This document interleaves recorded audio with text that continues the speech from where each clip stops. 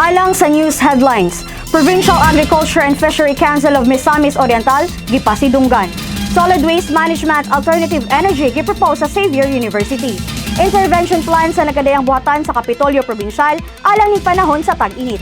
Mga serbisyong gitono sa Kapitolyo, mas gipalapdan.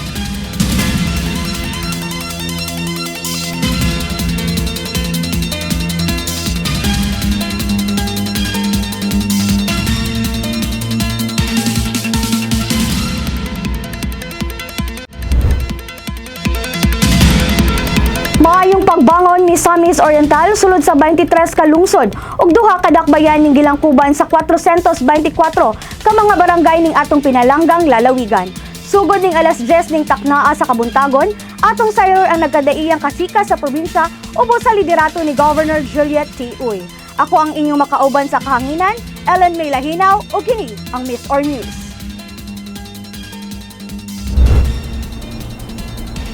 Provincial Agriculture and Fishery Council of Misamis Oriental gipasidunggan. Kini nagresulta sa pagpaningkamot ubos sa administrasyong Uy alang sa mga mag-uma sa lalawigan. Ania si Jane Salimbaw alang sa mga dugang detalye. Gipasidunggan sa Kapitolyo Provincial ang Provincial Agriculture and Fishery Council kung PAFC Miss Or adto sa flag raising ceremony isip pag-ila sa ilang nahimong kalampusan. Gipangunahan ni Provincial Administrator Mr. Roel Gayoso ang awarding ceremony kauban ni Provincial Veterinarian Dr. Benjamin Resma, diin personal nga gidawat ni PAFC Miss Or Chairperson Engineer Jaime Balansag Sr. ang maong pasidungog. Kini human sa ilang pagadaog isip second runner-up for Outstanding PAFC Executive Committee o Partnership Champion Award ni adtong Marso 25 hangtod 27 sa Parañaque City, Metro Manila. Matod ni Engineer Balansag, ang ilang kalampusan bunga sa padayon nilang pagpaningkamot sa pagtuman sa mga rekisitos sa Department of Agriculture Philippine Council for Agriculture and Fishery, hilabi na sa pagpatuman sa policy resolutions ug sa pag-organisa sa mga seminars ug trainings alang sa ilang mga miyembro. Kay usagin na mo nakahatag na nakuha na mo tanan halos ang mga porsyento nga gipagkinahanglan sa national government tungod usab ka na sa akong mga sakop nga mga MAPSI sa mga munisipyo. Mapasalamaton si Engineer Balansag kang Governor Juliet Uy tungod sa gihatag nga pasidungog sa ilang grupo timaan sa pag-ilan ini sa ilang mga paningkamot. Magpasalamaton kami sa atong provincial government to Ma'am Juliet Uy nga santo do medyo nasa daghang mga problema karon wala niya kalimti nga ang grupo sa mga Agricultural Fishery Council sa MAPSI o PAFC kitagaan nga po ni Gayon nga matagaan nagpasidungog sa papaningkamot sa mga opisyalis by municipality. Gipasalig ni Balansag nga magpadayon pa ang ilang pakikiusa o pakikoordinasyon sa panggamhanang probinsyal aron mas mapalambo ang ilang mga inisyatibo ug makamugna og dugang mga programa nga makatabang sa sektor sa agrikultura o pangisda sa probinsya. Kini nagpakita nga pinaagi sa panaghiusa sa Konseho ug Panggobyerno maangko ng padayon nga kalampusan ug kalambuan sa umalabot. Alang sa tinuray nga kabaguhan, ako si Jane Salimbaw, Miss Or News. Daghang salamat, Jane. Solid Waste Management Alternative Energy gipropose sa Xavier University alang sa dugang kalambuan sa Misamis Oriental. Alang sa kumpletong detalye, ania si Nephilim Diaz. Naghatag og alternatibong solusyon ang Xavier University kabahin sa solid waste management sa kagamhanang probinsyal. Kinihuman mibisita sa Kapitolyo ang maong universidad aron ipresentar ang Smart Waste to Energy for Enhanced Environment Planning kon SWEEP isip usa ka pamaagi sa paghimulot sa solid waste sa Misamis Oriental. Manotice man gid nato nga daghan na kaayo tag mga solid waste and a lot of it kanang moadto sa atong landfill, pero ang atong landfill finite ang iyang life, so ultimately mapuno siya.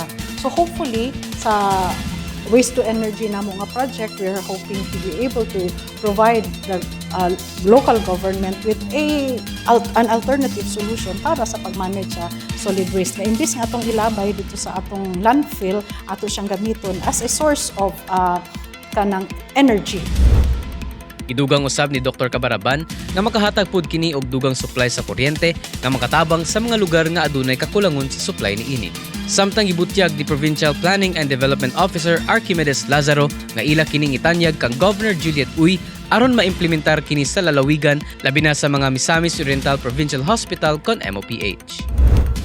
Salamat kaayo for giving us this opportunity to present our project on the development of a decision support system for waste to energy. So essentially, this is a waste to energy nga project, but ang tumong yun is to alleviate ang problem nato sa management sa atong municipal solid waste. So unta, we are hoping na kung if it gets to your attention, ma-present man kuno ni sa imo, we are really hoping for your support also.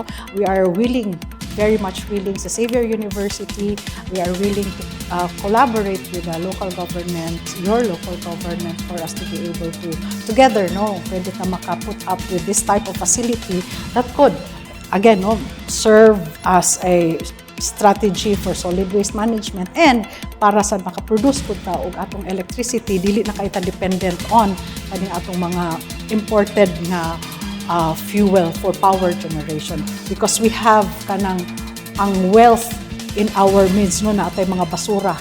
Ang waste is wealth kuno in some sense, and in this particular sense ang atong waste magamit gid kaayo nato to valorized to produce power, electricity.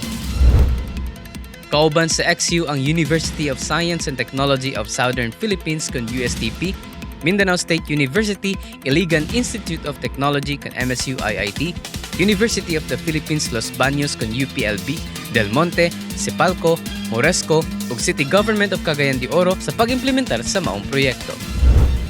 Usa lamang kini sa mga kalihukan sa probinsya nga makahatag og kalambuan sa katawhan ubos sa pagpamuno ni Governor Juliet Uy. Alang sa tinuray nga kabaguhan, ako si Neflim Diaz, Mr. News. Daghang salamat na Filim. Sa atong pagbalik, susihon usab nato ang mga kalampusan, lakip na mga serbisyo hatod sa katawhan, gikan mismo sa nagkadaiyang departamento ning atong Kapitolyo. Maminaw na kita ni ining Governor Juliet T. Uy Weekly Accomplishment Report gikan sa Abril 20 hangtod 23 ning tuiga.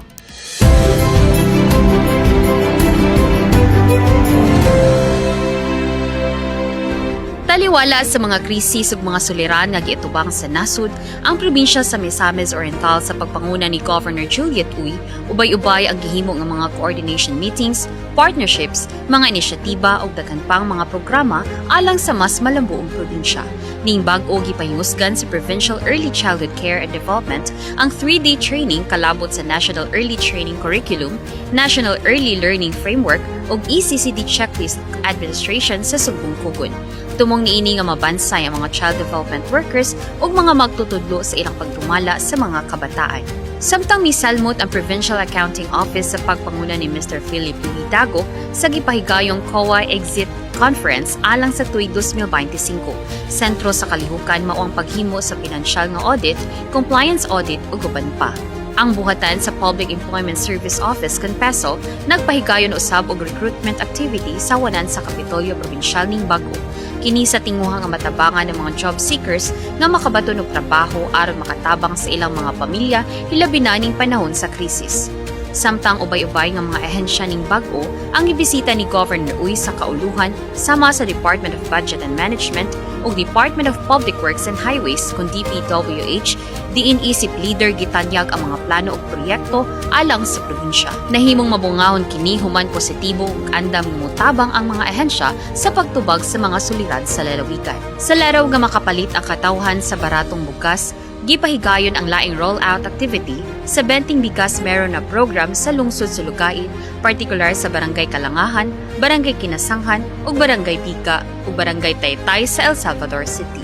Samtang ang Provincial Agriculture Office nagpadayon sa paghimo og monitoring activity sa dulan 2 ka bulan nga red tilapia diin gi-culture sa fish pen sa Baluarte, Tagulwan. Kini nga proyekto kasamtangang giatiman sa Baluarte Small Fisher Folk Association, usa ka organisasyon sa mga mananagat nga gipanguluhan ni Mr. Reynanto Aquino. Ang proyekto nahimong posible gumikan sa pagtinabanga sa MSU na awan diin maoy gigikanan sa fingerlings uban sa pagsuporta sa Provincial Agriculture Office pinaagi sa technical assistance ug feed support. Kini kabahin Bahin sa padayon nga paningkamot sa pagtabang sa mga mag-uumawag mananagat, pinaagi sa pagpalambo sa red tilapia production isip alternatibong panginabuhian. Sa laing bahin sa aspeto sa panglawas, malampuson usab nga gipahigayon ang bloodletting activity nga gihimo sa Northern Mindanao Regional Blood Center Region 10 sa pagigtingbayayong sa MOPH Initaw. Mukabat sa 30 ka mga individual ang voluntaryong midonar og dugo ug kini usa ka pamatuod sa padayong inisyatiba alang sa pagluwas og kinabuhi. Samtang opisyal nga gi-inspeksyon ang MOPH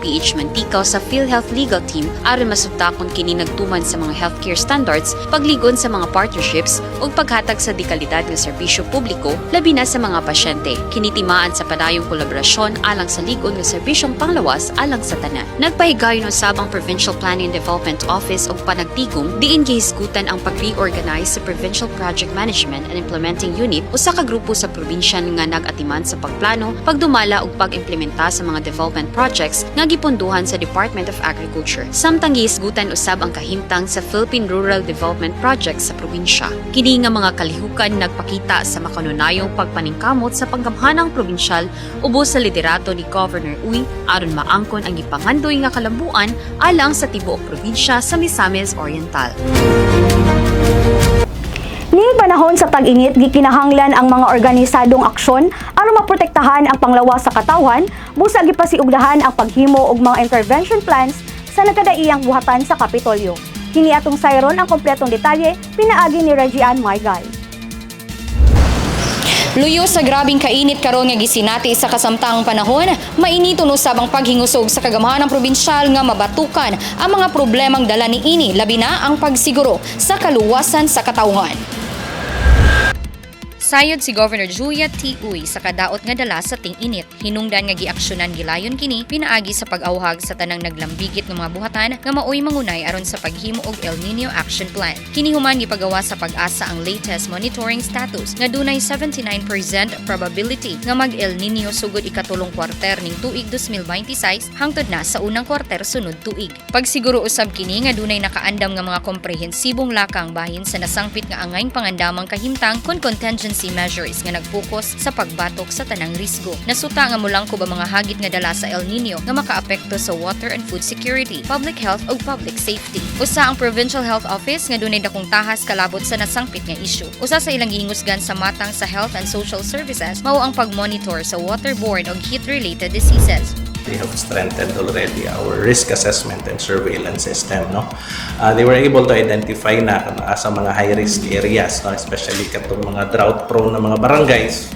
and katong mga water insecure na mga barangays. And also, they have identified already katong mga vulnerable populations, especially katong mga gurus, elderly, katong mga naay mga patients nato nga mga naay chronic diseases. Even the hospitals are already prepared na po, no? Nagpreposition na po tag mga tambal, especially kanang mga IV fluids, no? Ay ORS, which is very important because we would like to remind everyone karon ng aning mga panahona, no? Grabe din ang tag-init, no? Once again, I would like to remind you, limit lang yun natong mga outdoor activities, no? Kung pwede, kung mahimo man lang, dili na magawa sa alas 10 sa buntag hangtod sa 4 sa hapon, malikayan nato kana, mas labing maayo. But if ever nga dili na kana malikayan, no, dili nato kalimtan na mag-inom o i-hydrate atong pagalingon, inom gyud tag saktong tubig.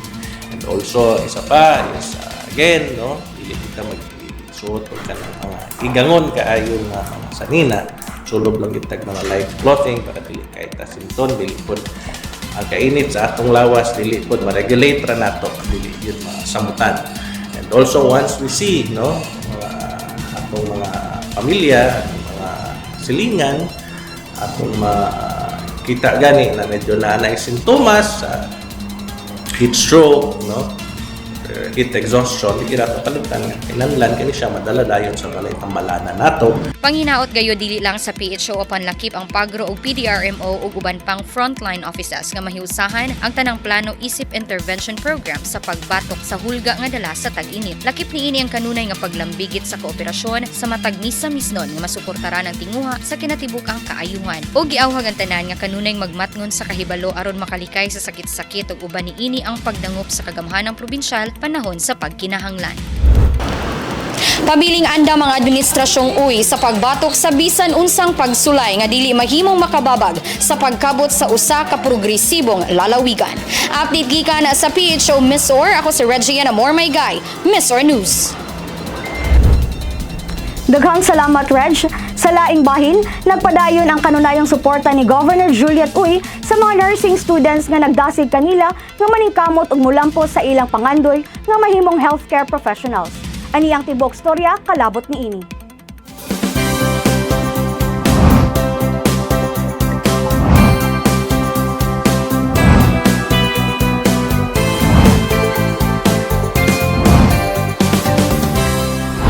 Bangon, Miss Or Balita! Nagpadayon ang Ligon ug walay hunong nga suporta ni Governor Juliet Uy alang sa kabataan pinaagi sa Scholar ko ng Bayan nga programa nga naghatag og dako nga kahigayunan sa mga estudyante nga makapadayon sa ilang pagtuon ug makabot ang ilang mga pangandoy sa kinabuhi. Pinaagi niini nga inisyatiba daghang kabataan sa probinsya ang nakadawat og pinansyal nga tabang nga gigamit alang sa ilang matrikula, mga gamit sa eskwelahan ug uban pang panginahanglanon sa edukasyon. Gibutyag ni Governor Juliet Uy nga iyang padayunon ang pagpalapad sa mong programa aron mas daghan pang kabataan ang makabenepisyo niini. Hoping and praying na tabangan nato ang ato mga teachers, labi na yun ang ato mga ginikanan, na dili nato padaan ang problema. Kaya nakita nato ang kalampusan o ang atong pagtinabangay maugyod ang dako nga kausaban sa atong komunidad. Sa tanan, labi na yun sa atong mga teachers, faculty, labi na yun sa atong mga estudyante, mga ginikanan. Salamat kaayo sa inyong pagsalig o paambit sa inyong mga problema na karon inahinay atong tabangan at tuupo. Tanan kini naagyoy kalampusan. So sa tanan, daghan kaayo. Salamat. Sa kalihukan, personal nga giapod-apod sa inahan sa lalawigan, Governor Juliet Uy ang mukabat sa 1.3 milyones ka pesos alang sa mga benepisyaryo sa Scholar ko ng Bayan sa Mindanao State University na Awan, diin 97 ka mga estudyante sa kursong nursing ang nakadawat sa maong ayuda. Dako ang pasalamat sa mga lidere sa nasangpit nga lungsod sa paghatag suporta alang kanila. Pasalamat po sa atong gobernador kay daghan kay siya og plano na isulod sa amo. Usan ini at ilagay kini dili na financial assistance. Ang maong educational assistance dako og ikatabang sa mga estudyante nga nagpadayon sa ilang kurso hilabi na sa pag-atubang sa nagkadaiyang gastuhonon sa ilang pag-eskwela. Governor Uy, salamat kayo Gob sa imuhang walay puas nga suporta ug gugma nga gihatag kanamo. Mapasalamaton kayo mi nursing students sa imuhang educational assistance. Dako na kayo ning tabang sa amo Gob, ilabi na sa amo ang mga boarding house, and mapasalamaton pud ang amo ang ginikanan kaya doon na sila kaagapay katabang sa amo ang pag-eskwela. Manghinaot mi Gob nga unta magpadayon ning imong suporta sa amo apo nantud sa makahuman mi, and Gob imong pagalauman nga mas maningkamot mi sa amo ang pag-eskwela ug magpugi mi. Daghan kayong salamat Gob. Sa matag pag-apod-apod sa educational assistance, makita ang kalipay sa mga estudyante ug ilang mga ginikanan tungod kay ang programa nakatabang sa pagpakunhod sa ilang pinansyal nga panginahanglanon. Salamat kaayo, thank you so much sa inyong support sa mga nursing student here in MSU. Our heartfelt thanks. Ang Scholar ko ng Bayan dili lamang usa ka simpleng ayuda, kundi usa ka pamaagi aron matabangan ang makabatan-unan nga mahimong andam sa ilang umaabot ug mahimong responsable nga miyembro sa komunidad. Gilauman usab nga pinaagi sa padayon nga implementasyon niini, mas daghan pang kabataan ang mahimong profesional sa umalabot. Kahinumduman nga padayon ang suporta sa inahan sa lalawigan Governor Juliet Uy sa programa sa edukasyon nga maghatag og kalambuan padulong sa mas hayag nga kaugmaon alang sa kabatan-unang misa-misnon. Alang sa tinuray nga kabaguhan, ako si Ellen May Lahinaw, Bangon, Miss Or. Ang ligon nga panaghiusa sa katawhan sa usa ka lungsod mao'y dakong kalipay o garbo sa gobernadora. Atong sutaon ang kompletong detalye.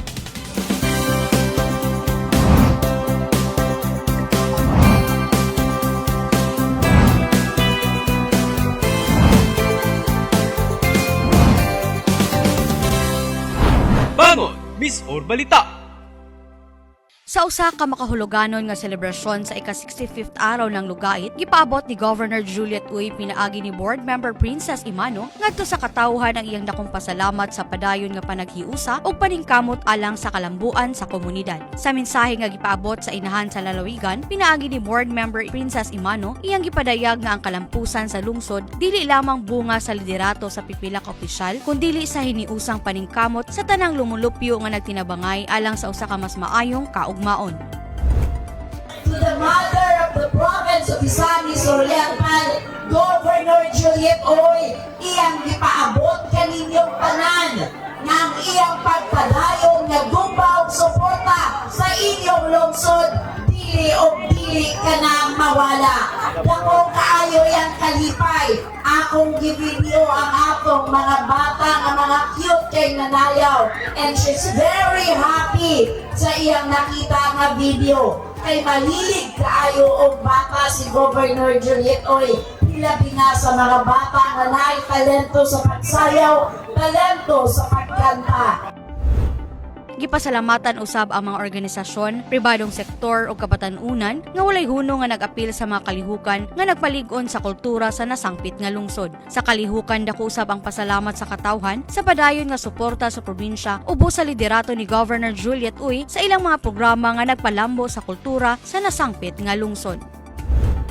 To Governor Juliet Uy, our very dynamic governor, thank you so much, ma'am, for supporting this competition. Salamat kay ma'am nga gihatagan jud nimog higayon bisag naana sa kinatumyang dapit sa Misamis Oriental ang Lugait. Apan wala gyapon nimo kalimti ma'am ang imong mga minahal nga mga tawo diri sa munisipyo sa Lugait.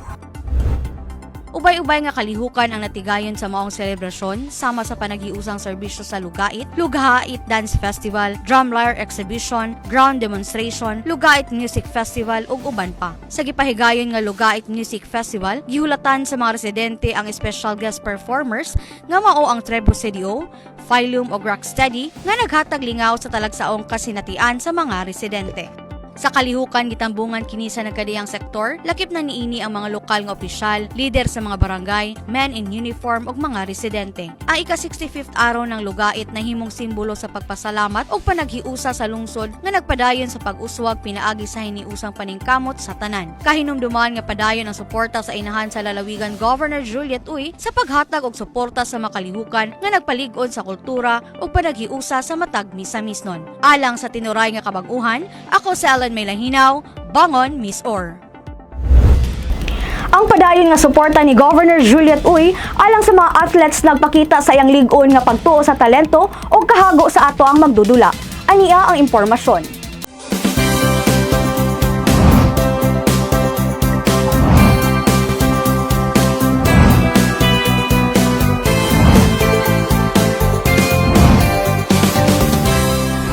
Bangon, Miss or Balita. Gipakita ni Misamis Oriental Governor Juliet Uy ang iyang lig-on og tinuod nga suporta sa mga atleta sa lalawigan atol sa pagbukas sa Northern Mindanao Regional Athletic Association or NMRAA Meet 2026 ni adtong Marso 19 sa Bukidnon Sports Complex. Makita sa maong kalihukan ang dako og organisadong tabang gikan sa administrasyon ni Governor Uy, gikan sa transportasyon og pagkaon hangtod sa kompletong uniforme lakip ang kalo, polo shirt, jacket, pants, sapatos, bag ug medyas. Gisiguro nga andam og komportable ang tanang mga atleta sa Misamis Oriental.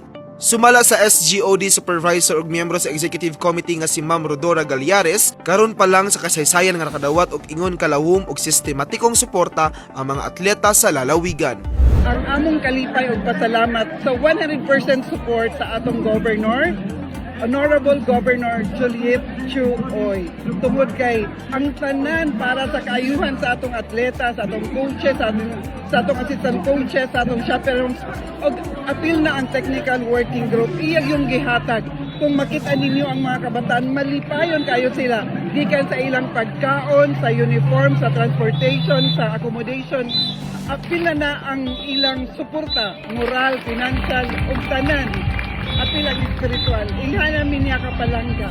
Ang naangkong yun nila, ang pagtaas sa ilang moral, aside sa mo nang pinaka-importante, ang nganong nagtaas ang moral sa bata kanang ilang kanang self-esteem tungod kay una kung in terms sa pagkaon, intact ang pagkaon, in terms sa ilang uniform, first time in history nga namin gym bag na ay bull cap sa una, usually bull cap, karon good, first time na ay gym bag worth more than 100 more than 1,000 each, mga 1,200 na ay sapatos na branded, na ay tulo ka parisan nga medyas, na ay face towel, na ay toiletries, na ay sabon, toothbrush, na ay bull cap, na ay t-shirt, na ay jogging pants, na ay jacket, name it and they all have that. Nagpakita kini sa bagong direksyon sa pagpalambo sa sports o kabatanunan ilawom sa liderato ni Governor Juliet Uy.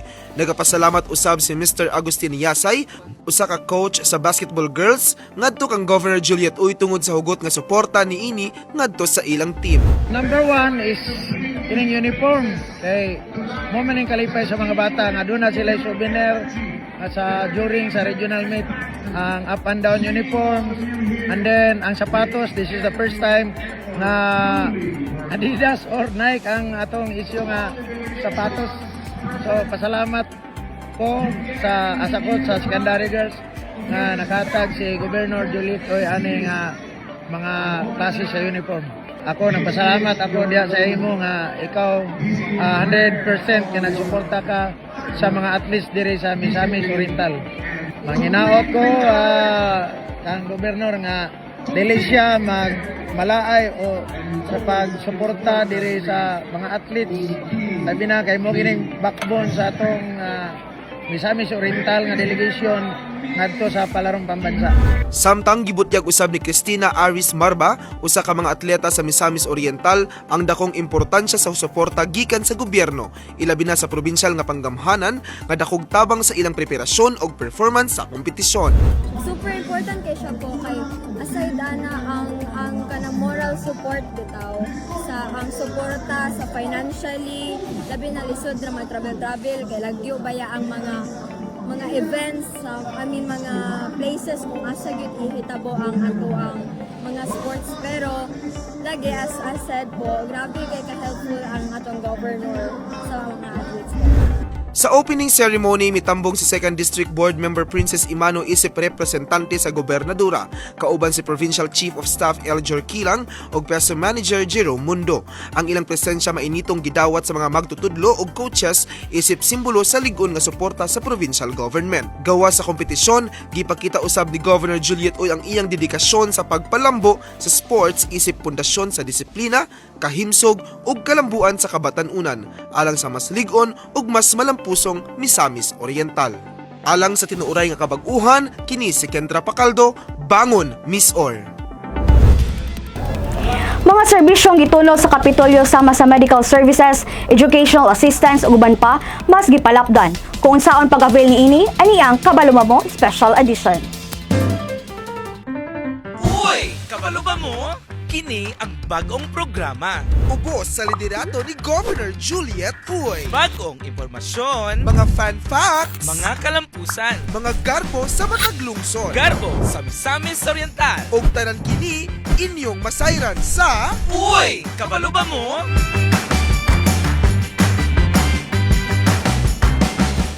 Uy! Kabalo ba mo? Daghan day kayong paagi nga pwede makuha ang mga tabang nga gikan sa provincial government sa Misamis Oriental.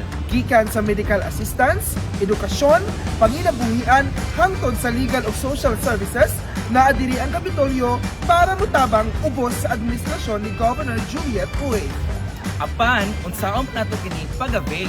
Kung sa mga proseso o kinsa ang angay dulon. Ayaw kabalaka, kay karong adlaw, amo kang ituyok dinhi sa atong provincial capital aron ipakita mismo kung unsaon pagkuha sa mga serbisyo na para gyud sa katawhan.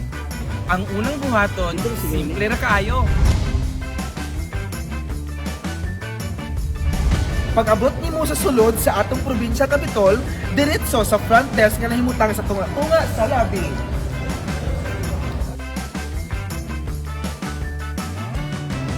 Hi! Welcome to Misamis Oriental! Dili ka mangayo og service slip.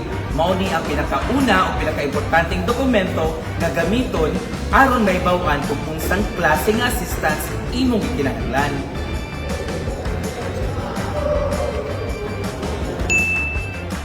Ayaw ka balaka, kay anda mga itong mga bukutan nga front desk staff sa pagtabang nimo sa pag-fill out ni ini nga form.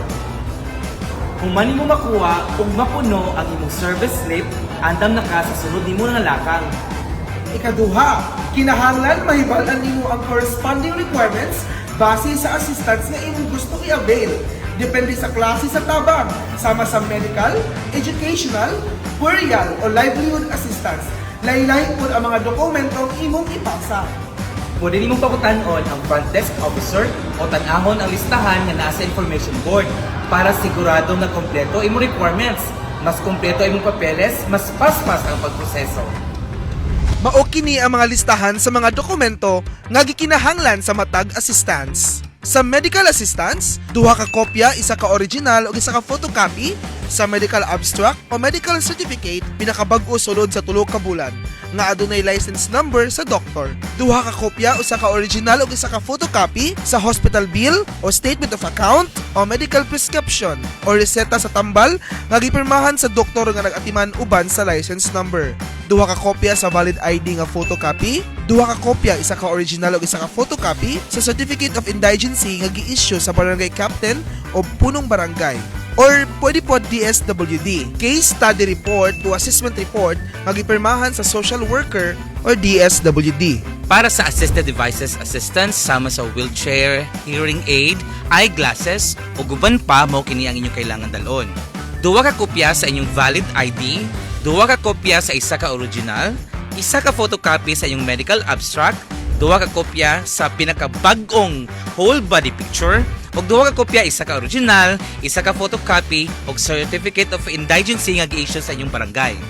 Para sa embalming assistance o tabang sa imbalsa mo, duha ka kopya, isa original, isa ka photocopy sa death certificate, duha ka kopya sa burial contract nga photocopy, duha ka kopya sa valid ID nga photocopy, duha ka kopya, isa ka original ug isa ka photocopy sa certificate of indigency nga gi-issue sa barangay, o case study report o assessment report gipirmahan sa social worker or DSWD.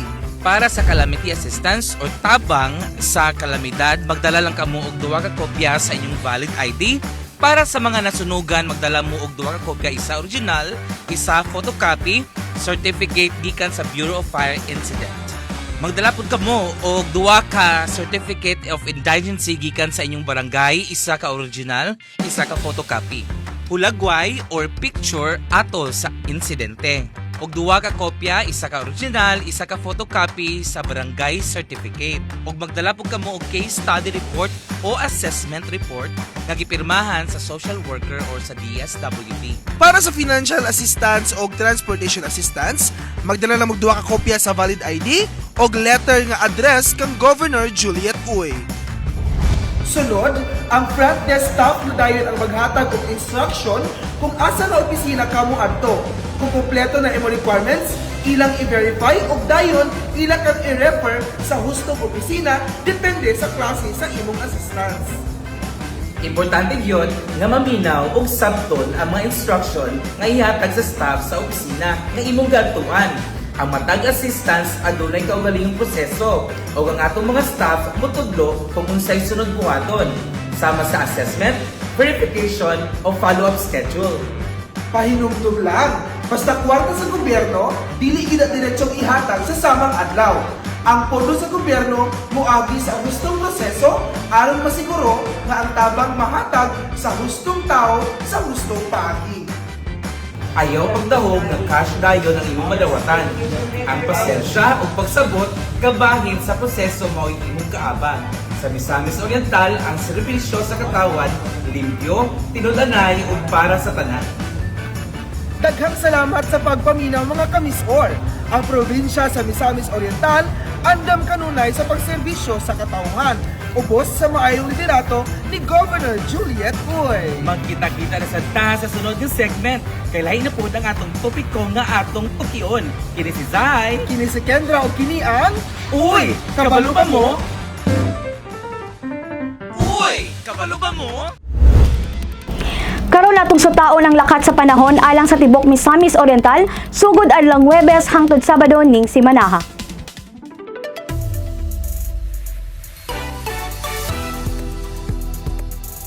Alang sa atong lakat sa panahon, sugod karong adlaw, Abril 30 hangtod sa adlawang Sabado, Mayo 2, ang Misamis Oriental makasinati sa mapanganoron ngadto sa panalagsang madag-umon nga kalangitan ug dunay posibleng pag-ulan o rain showers lakip pagpangilan. Ang temperatura ana sa pinakaubos 25 degrees Celsius o pinakataas 38 degrees Celsius. Gipahimangnuan ang tanan nga magamping o magdala kanunay sa panagang sa init ug ulan aron makalikay sa unsa magsakit-sakit tungod sa kalit-kalit nga pagbag-o sa lakat sa panahon.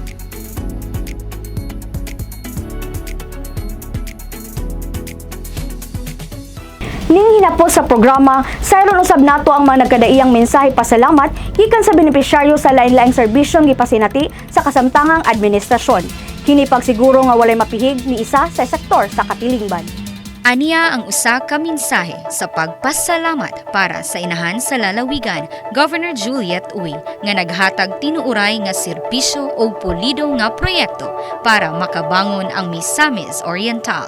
To Governor Uy, salamat kayo Gov sa imuhang walay puas nga suporta ug gugma nga gihatag kanamo. Mapasalamaton kayo mi nursing students sa imuhang educational assistance. Dako na kayo ning tabang sa amo Gov, ilabi na sa amo nga mga boarding house, and mapasalamaton pud ang amo ang ginikanan kaya do na sila ikaagapay katabang sa amo ang pagskwela. Manghinaot mi Gov nga unta magpadayon ning imong suporta sa amo apo nantod sa makahuman mi, and Gov imong pagalauman nga mas maningkamot mi sa amo ang pagskwela ug magpugi mi. Daghan kayong salamat Gov. I'm very beyond grateful and happy because actually wala dito ko na-expect nga mabot ko ani nga moment sa kong life. And being honored nga tagaan kog award na is grabe gyud kaayo ka. Grabe speechless kay ko karong adlaw, and I'm very thankful kay Governor Juliet Uy for that award. Dako gyud kayong ambag ang edukasyon, especially sa pagpangita og trabaho kay kini lagi isa naman ni siya isip sa requirements para sa mas manindot nga trabaho.